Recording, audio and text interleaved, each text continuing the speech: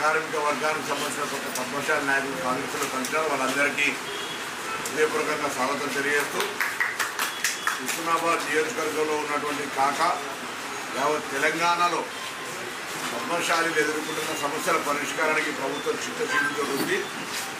బలైన వర్గాల శాఖ మంత్రిగా పద్మశాలి వర్గానికి సంబంధించిన సమస్యలన్నీ ప్రత్యేకించి శ్రద్ధ తీసుకొని వాటిని పరిష్కరిస్తామనే మాట ఈ సందర్భంగా తెలియజేస్తూ హుస్నాబాద్ నియోజకవర్గంలో కూడా ఇప్పటికే జౌలి శాఖ, టెక్స్టైల్ అండ్ ఇండస్ట్రీ వాళ్లకు ఇక్కడ ఉన్నటువంటి మౌలిక సదుపాయాలు ఏ విధంగా ఈ వర్గాలకు న్యాయం చేయగలుగుతామనేటువంటి మాటను చెప్పడం జరిగింది. వాళ్ళు ఈ అంశం మీద సర్వే చేస్తూ ఉన్నారు.